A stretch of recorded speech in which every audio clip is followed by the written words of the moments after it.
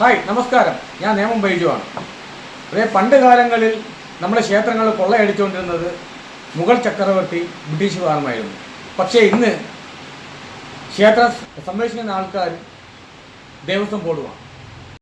നമ്മുടെ ക്ഷേത്രങ്ങൾ പണ്ട് കൊള്ളയടിച്ചിരുന്നത് മുഗൾ ചക്രവർത്തിമാരും ബ്രിട്ടീഷുകാരും ഒക്കെയായിരുന്നു. എന്നാൽ ഇന്ന് നമ്മുടെ ക്ഷേത്രങ്ങൾ കൊള്ളയടിക്കുന്നത് ക്ഷേത്രം സംരക്ഷിക്കുന്നതിനും അതിൻ്റെ ഉന്നമനത്തിനും വേണ്ടി രൂപീകരിച്ച ദേവസ്വം ബോർഡുകളാണ്.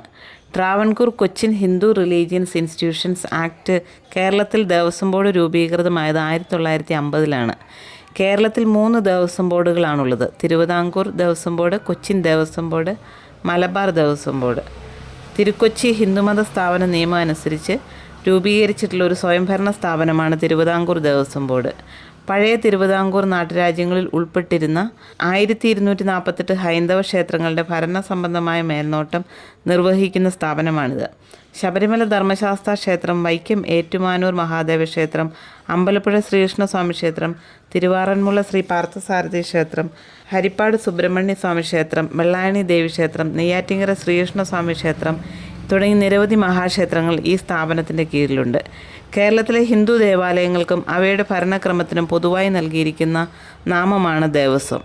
ദേവൻ്റെ സ്വത്ത് എന്ന അർത്ഥത്തിലാണ് ദേവസ്വം എന്ന പ്രയോഗം പ്രചാരത്തിലുള്ളത്. എന്നാൽ ഇന്ന് നമ്മുടെ ക്ഷേത്രങ്ങൾ വ്യാപകമായി കൊള്ളയടിക്കുന്നത് ദേവസ്വം ബോർഡുകളാണ്. വേലി തന്നെ വിളവ് തിന്നുകയാണ്. ശബരിമല ശ്രീ ധർമ്മശാസ്ത്ര ക്ഷേത്രത്തിലെ സ്വർണം എവിടെ പോയി? ദേവസ്വം ജീവനക്കാർ എവിടെയായിരുന്നു? ദേവൻ്റെ സ്വത്ത് മോഷ്ടിച്ചെടുത്ത് ദേവസ്വം ജീവനക്കാർ, ക്ഷേത്രം ജീവനക്കാർ അവരുടെ നിലനിൽപ്പിനെ തന്നെ ചോദ്യം ചെയ്യുകയില്ലേ? ക്ഷേത്രത്തിൽ നടക്കുന്ന വ്യാപകമായ വെട്ടിപ്പിൻ്റെയും തട്ടിപ്പിൻ്റെയും ഇനി എത്ര കഥകളാണ് പുറത്തു വരാനിരിക്കുന്നത്? ശബരിമല ക്ഷേത്രം ഒരു തുടക്കം മാത്രമല്ലേ? ട്രാവൻകൂർ ദേവസ്വം ബോർഡിൻ്റെ കീഴിലുള്ള എത്ര ക്ഷേത്രങ്ങളിൽ നിന്നാണ് ദേവൻ്റെ അല്ലെങ്കിൽ ദേവിയുടെ സ്വത്ത് മോഷണം പോയിട്ടുള്ളത്? ഇതിനെക്കുറിച്ച് ആരെങ്കിലും പരാതിപ്പെട്ടാൽ കൃത്യമായ അന്വേഷണം ഉണ്ടാകുമോ? ഇല്ല. ദേവസ്വം ജീവനക്കാർ സ്വന്തം കള്ളത്തരങ്ങൾ മറച്ചുവെക്കുന്നതിന് കൃത്യമായി ഈ അന്വേഷണങ്ങൾ അട്ടിമറിക്കുന്നു. ദേവസ്വം വിജിലൻസ് അന്വേഷിക്കേണ്ടതായ കേസുകൾ അന്വേഷണം പൂർത്തിയാക്കാതെ റിപ്പോർട്ട് സമർപ്പിക്കാതെ നീണ്ടുപോകുന്നു, അല്ലെങ്കിൽ അവ ഒന്നുമാകാതെ തീരുന്നു. ആരാണ് ഇതിന് ഉത്തരവാദികൾ? ക്ഷേത്രം ഓരോ ഹിന്ദു വിശ്വാസിയുടെയും പ്രതീക്ഷയും പ്രത്യാശയും അവൻ്റെ വിശ്വാസവും ആത്മാർപ്പണവുമാണെന്ന് ഇനി എന്നാണ് ഇവരൊക്കെ തിരിച്ചറിയുക?